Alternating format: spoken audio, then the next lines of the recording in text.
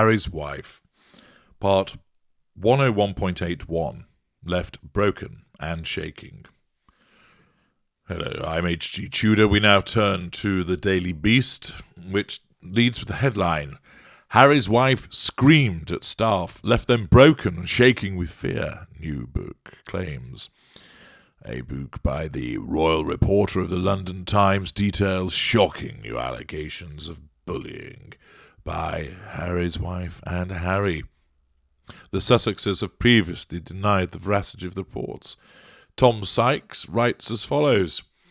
New accounts of alleged bullying behaviour by Harry's wife have been published in a bombshell extract of a new book by the London Times royal correspondent Valentine Low, the respected reporter who first reported that formal complaints had been made about Harry's wife by senior Buckingham Palace staff that she bullied employees. Of course, as you know, the bullying report was commissioned, received, and then, in effect, not necessarily buried, but wasn't released. It was determined that the findings would not be released. To some extent, that would be seen as disappointing to those that had complained, and most likely was done in order not to continue the rift that was growing between Harry's wife, Harry, and the rest of the royal family. Undoubtedly, the Queen, having lost her husband and being in faltering health, didn't want another shitstorm to deal with. However, notwithstanding the fact that report has not seen the light of day, it's simply open season now as a consequence of not only Valentine Low's publication, but also all of the social media and mainstream media that are reporting on it to bring forth the allegations and evidence that repeatedly demonstrates that Harry's wife engaged in a course of unpleasant, malign, corrective devaluations, bullying against a range of secondary and tertiary sources.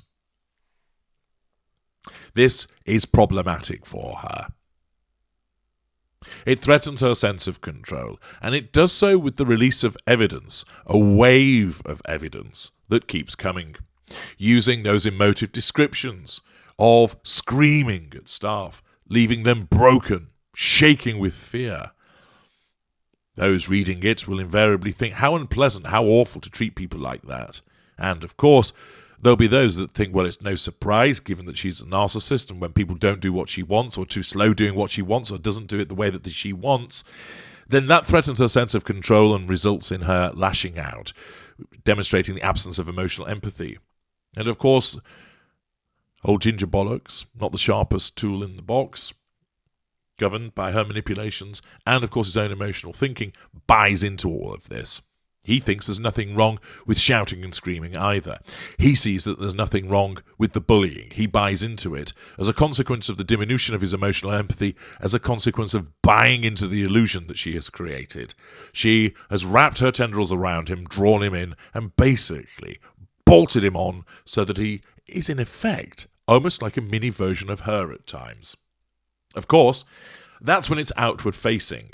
Harry must do as she dictates with regard to everybody else. And, of course, in order to keep her sweet and avoid the application of the cattle prods to his pink pods, it's necessary for him to go along with it. He buys into it. Better that he deals with people that way than he gets the old pink pods squished into the pink pancakes. The article continues. In the new extract from Low's book entitled Courtiers, the Hidden Power Behind the Crown, due to be published early next month in the United Kingdom, Low alleges that Harry's wife repeatedly left staff in tears, shaking with fear, after subjecting them to or in anticipation of angry tirades. So whilst we have this wave of revelations at this juncture, when the book comes out also, there'll be even more that comes from it.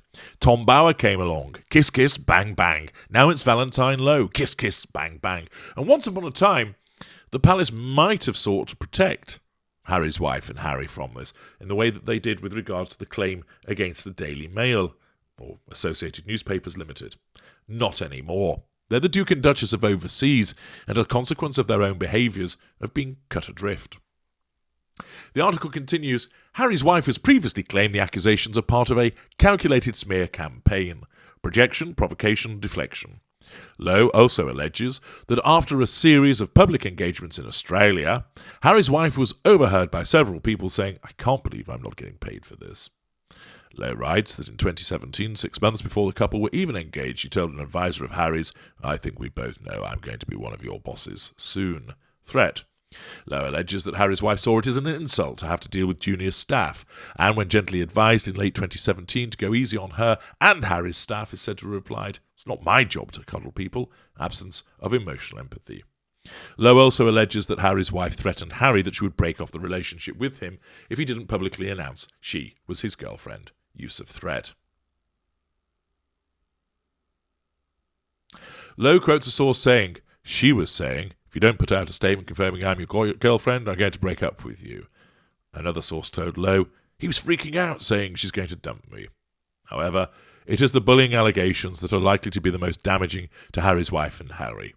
After speaking to one individual particularly harshly in front of the other staff, Harry's wife, it is alleged, told the person, "Don't worry, if there was literally anyone else I could ask to do this, I would be asking them instead of you." Belittlement.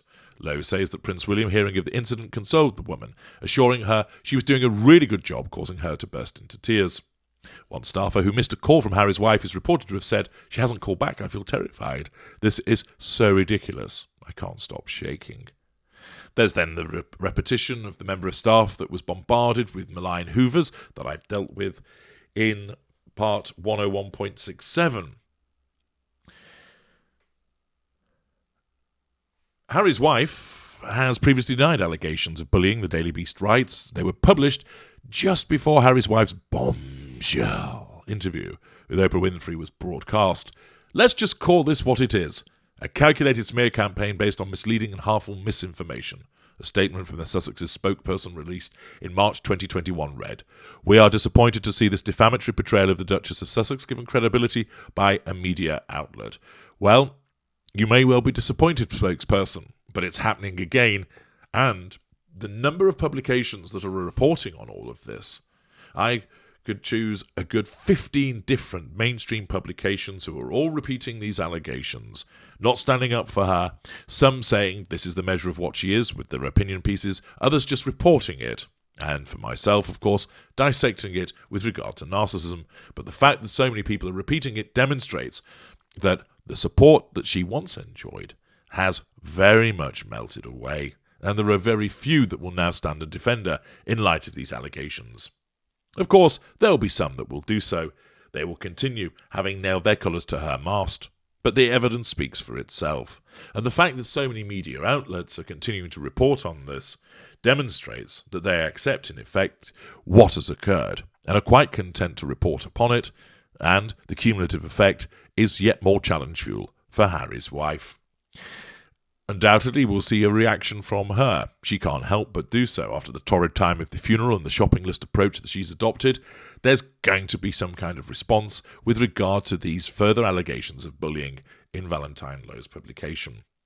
There'll be the PR puff pieces, of course, sought to try and distract, but there's going to be something else that's coming from the Sussex camp as a need to try and deal with these repeated threats to control. I'm H.G. Tudor. Thank you for listening.